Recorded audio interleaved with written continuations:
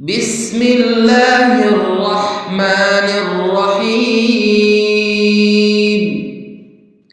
والمرسلات عرفا فالعاصفات عصفا والناشرات نشرا فالفارقات فرقا فالملقيات ذكرا عذرا أو نذرا إنما توعدون لواقع فإذا النجوم طمست وإذا السماء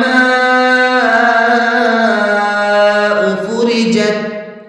وإذا الجبال نسفت وإذا الرسل أقتت لأي يوم أجلت ليوم الفصل وما أدراك ما يوم الفصل ويل يومئذ للمكذبين ألم نهلك الأولين ثم نتبعهم الآخرين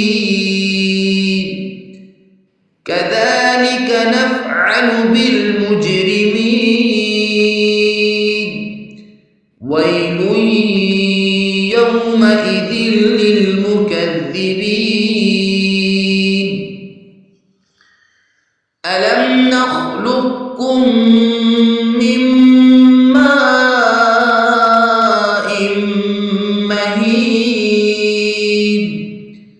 فجعلناه في قرار مكين إلى قدر معلوم فقدرنا فنعم القادرون ويل يومئذ للمكذبين ألم نجعل الأرض كفاتا أحياء وأمواتا وجعلنا فيها رواسي شامخات وأسقيناكم ماء فراتا ويل يومئذ للمكذبين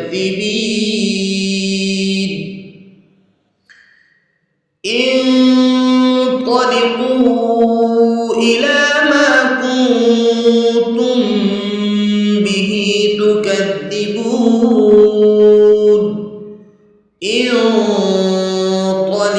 انطلقوا إلى ظل ذي 3 شعب لا ظليل ولا يغني من اللهب إنها ترمي بشرر كالقصر كأنه جمالة صفر ويل يومئذ للمكذبين هذا يوم لا ينطقون ولا يؤذن لهم فيعتذرون ويل يومئذ للمكذبين هذا يوم الفصل جمعناكم والأولين فإن كان لكم كيد فكيدون ويل يومئذ للمكذبين إن المتقين في ظلال وعيون وفواكه مما يشتهون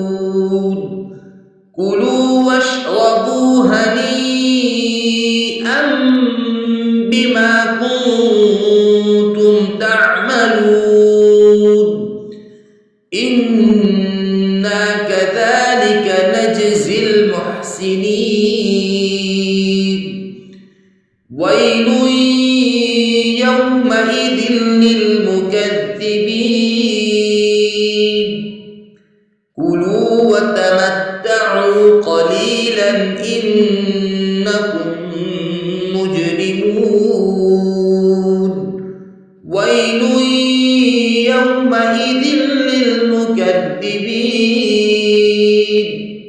وإذا قيل لهم اركعوا لا يركعون ويل يومئذ للمكذبين فبأي حديث